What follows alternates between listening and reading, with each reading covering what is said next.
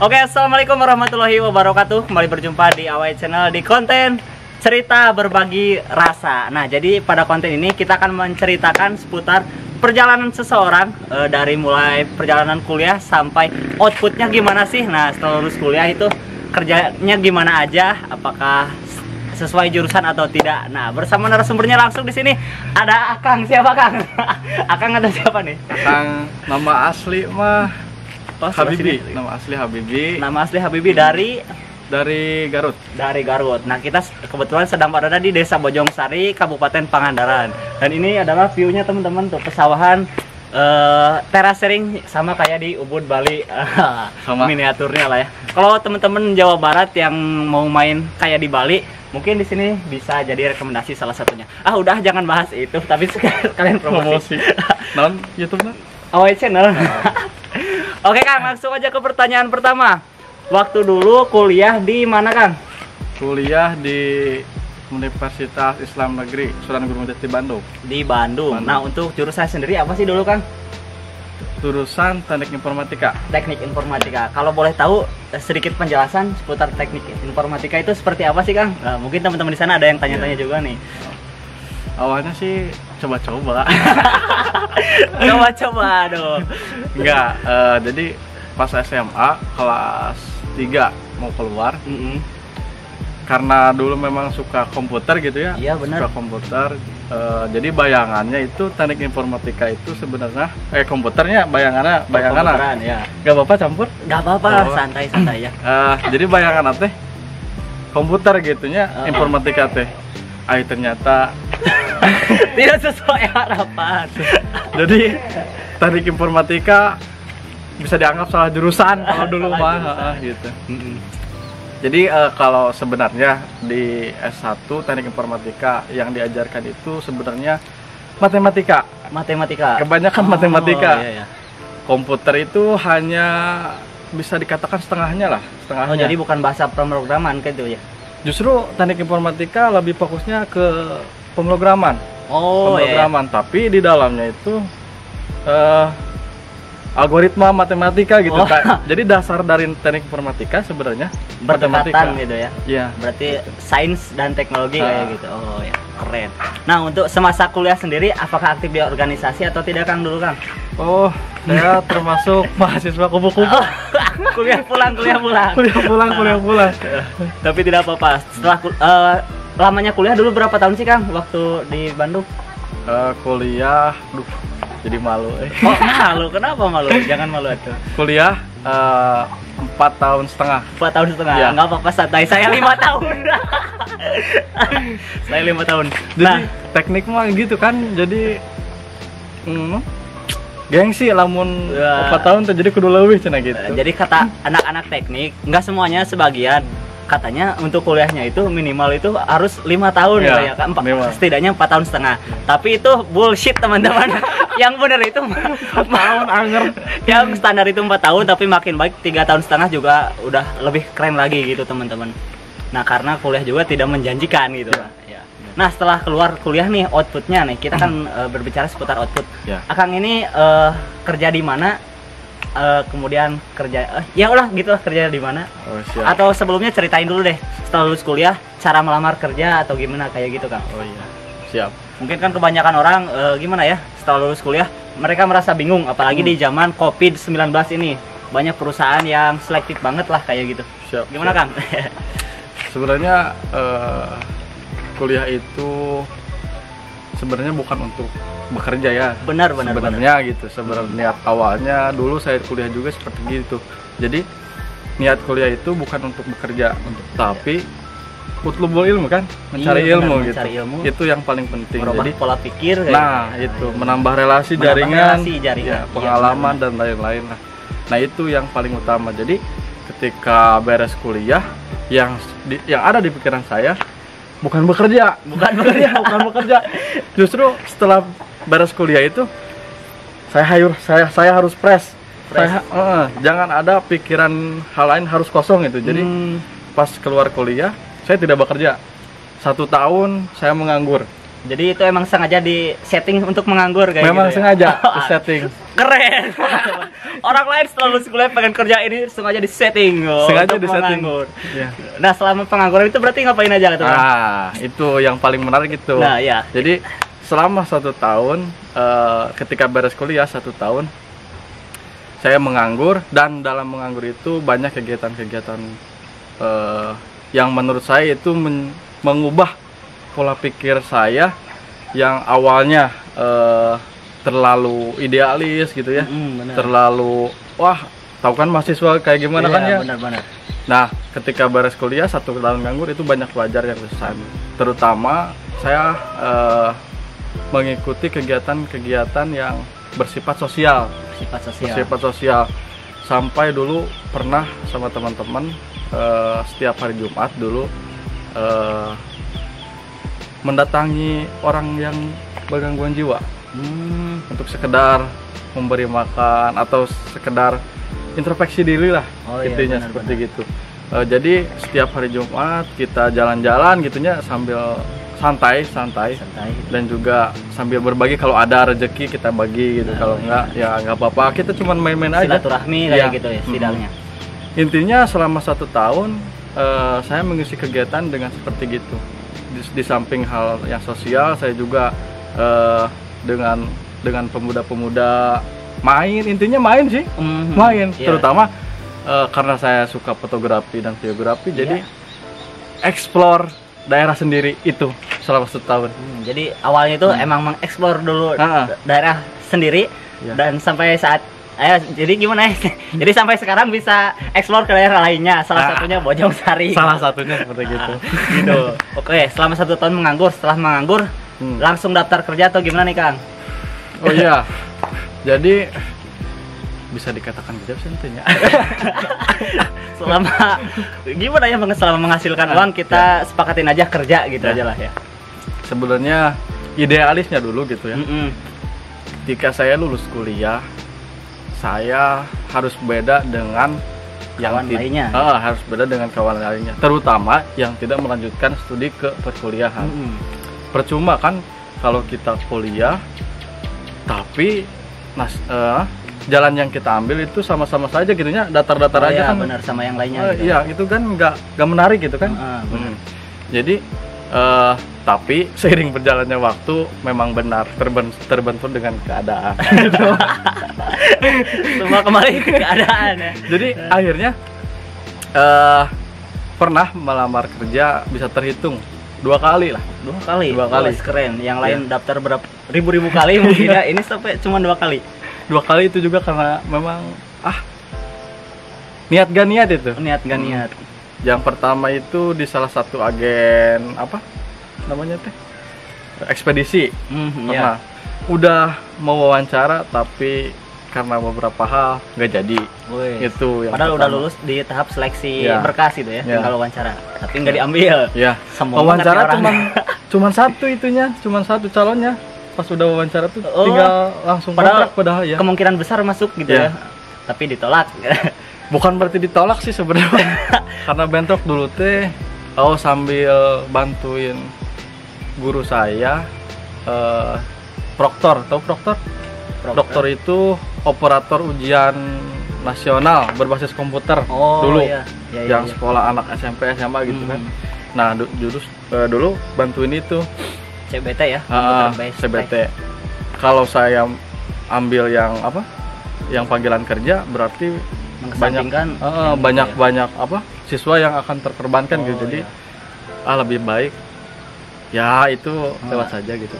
Mending itu yang pertama gitu. Itu yang pertama, perjalanan pertama. Dan yang kedua, yang kedua ini yang menarik nih. Ya, yang kedua ini bisa awal lihat lah. Sekarang saya berada di mana? Bojong Sari. Awalnya ya gimana ya, dulu pernah saya melihat media sosial karena follow Ridwan Kamil kan ya. Iya benar, Ridwan Kamil kan sangat terkenal gitu. Dan ada informasi Patriot Desa. Nah itu salah satu program Ridwan Kamil ya. Program unggulan Ridwan Kamil. Tahun ya Patriot Desa gitu. pas lihat-lihat persyaratan dan segala macam, kok menarik gitunya, sesuai banget gitu. Terus, ya kayak gimana ya, kayak kita kan judulnya dulu bukan judulnya apa ya, penjelasan singkatnya kalau nggak salah gitu. Jadi pemuda se-Jawa Barat dikumpulkan untuk disebar ke daerah-daerah perbatasan dan pelosok. Iya, kalau nggak salah gitu. Jadi istilahnya pemuda disekolahkan di desa-desa gitu. Ini menarik. Bekerja bukan hanya sebatas bekerja kan, gitu kan? Hanya sebatas uang. Gitu iya, tapi bisa sambil belajar. Tidak terpikirkan gitu bakal ada apa istilahnya salary berapa gitu kan ya? Tidak ada terpikiran seperti itu. Jadi melihat dari apa? Dari penjelasan programnya seperti gitu, menarik gitu. Jadi berawal dari sana aja, nggak ada pertimbangan salary dan lain sebagainya gitu. Itu pas lihat gitu, cobain aja gitunya daftar. Terutama ada persyaratan bikin video dulu. Oh iya. Bikin video. Kebetulan hobinya bikin video. Hobinya bikin video gitu, meskipun amatiran gitu kan ya. Benar. Tapi menarik gitunya, sampai harus ada video yang menceritakan siapa kita dan bagaimana mimpi kita terhadap desa gitu. Iya sangat naonnya, iya asa urang pisan gitu tanya gitu. Sesuai banget gitu ya, passion banget gitu ya. Resep. Nah di sana baru dicoba bikin daftar. Udah nggak ada harapan yang lebih gitu ya. Yang penting mah saya ikutan aja gitu. Ikut daftar, enjoy gitu. Gitu unggul sebenarnya mah. Sampai akhirnya keterima gimana itu Kang? Ada seleksi kayak gitu ketat atau gimana Kang? Kalau nggak salah data dari tim panitia dulu ada 3.000 peserta, yang ada 3.000 pendaftar yang ikut dalam proses seleksi itu, dan yang keterima hanya 110 orang. Lumayan ya. Iya. Dan itu juga menurut saya mah susah gampang gitu kan. Susah gampang. Jadi ada berapa tahapan ya? Yang pertama seleksi berkas tentunya. Yang kedua itu wawancara. Iya. Ya, yang ketiga itu tes kesehatan. Yang keempat udah lolos gitu. Nah, setelah lolos itu apakah ada pelatihan kayak TNI gitu atau enggak? Wah, mohon diceritakan Kang. Seru kayak ini. Barangkali teman-teman di sana mau daftar Patriot Desa juga mungkin. Nah, gitu. Ini salah satu gambaran aja. Jadi setelah keterima itu kita diharuskan untuk mengikuti pelatihan selama 45 hari. 45 hari. Berarti 1 bulan setengah lebih. 1 bulan setengah kita dilatih dari berbagai aspek, yang dari mulai fisik, materi, fisik materi. Kebanyakan materi. Iya. Tapi fisiknya luar biasa. Semi militer gitulah ya. Jadi tahu Wanadri? Tahu. Kita dilatih sama Wanadri. Ampun. Jadi selama 1 minggu kita di outdoor. Saya ceritakan yang paling menarik aja ya kan ya. Iya, paling menarik aja. Jadi yang paling menarik itu pas di outdoor selama 1 minggu kita long march. Kemudian udah long march itu kita camp. Nah, dari mulai camp kan biasa aja. Hari berikutnya sampai pas hari ketiga kalau nggak salah. Hari ketiga kita survival. Gila.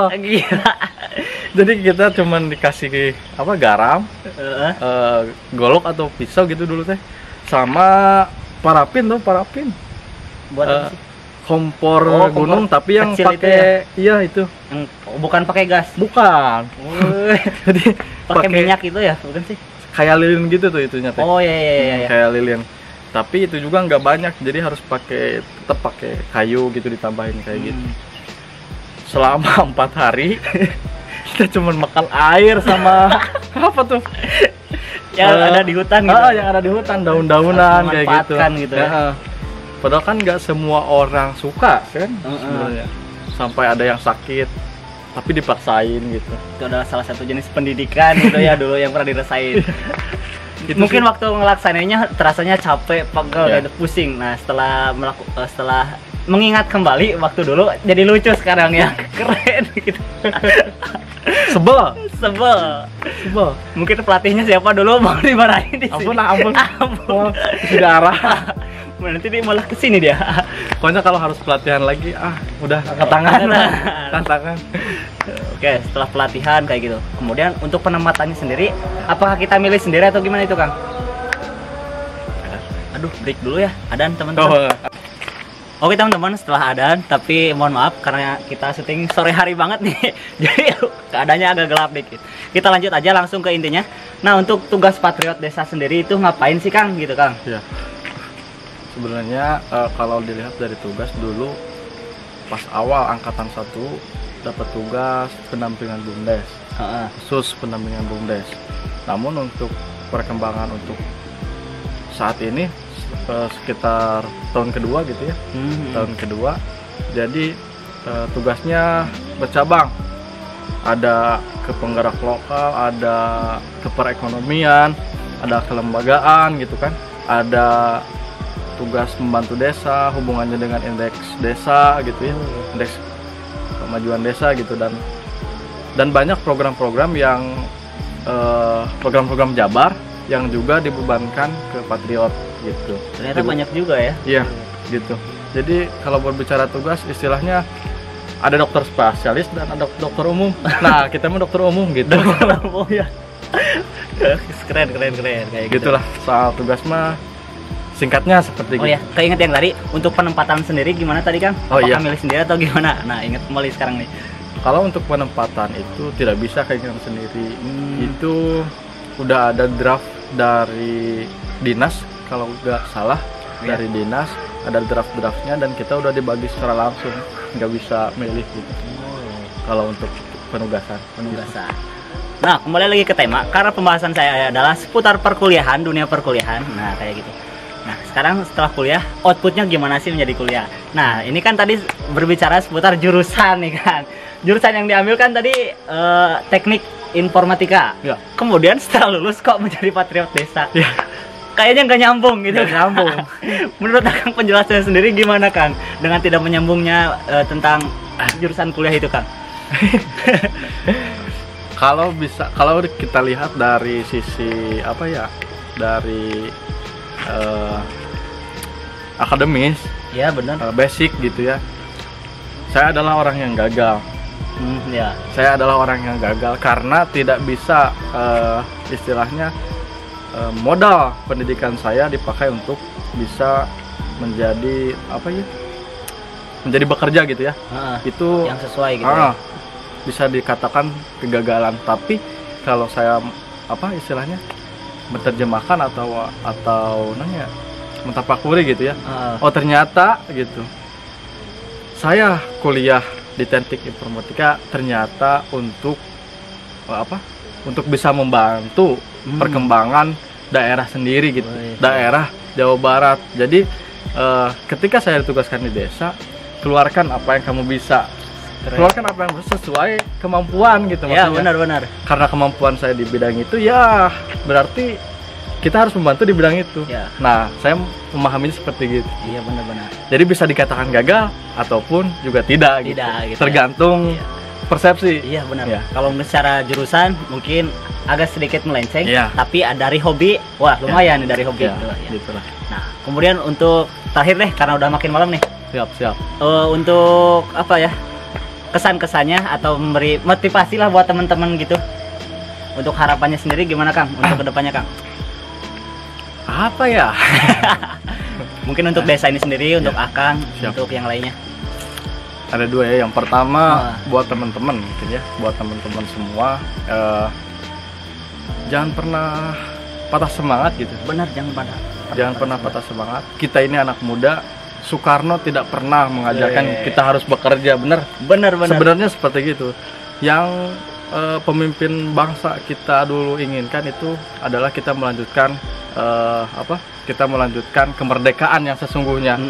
Dan tinggal kita berpikir bagaimana caranya kita memerdekakan atau melanjutkan bagaimana cita-cita bapak bangsa dahulu. Jadi dengan cara apapun, apa yang kamu bisa. Oh, dan yang satu lagi, kita harus punya kemampuan sebagai anak muda gitu. Siap. Terutama berkarya. Ya, jangan pernah berhenti berkarya. Itu buat teman-teman. Kalau buat desa sendiri, buat desa penempatan saya sendiri, mudah-mudahan desa Bojongsari menjadi benar-benar desa yang merdeka dari desa. Amin. Oke, terima kasih banyak Kang atas penjelasannya. Mudah-mudahan bermanfaat buat teman-teman yang benar-benar pengen tahu informasi seputar jurusan dan Patriot Desa. Sekali lagi terima kasih banyak. Mohon maaf bila dalam penjelasannya kurang akurat, banyak yang kurang lah pokoknya. Dan nggak ada lighting nih teman-teman. Jadi cukup sekian dulu pada pertemuan kali ini. Kita lanjut lagi di konten selanjutnya. Terima kasih banyak. Wassalamualaikum warahmatullahi wabarakatuh. Sampurasun. Sampai. Ya.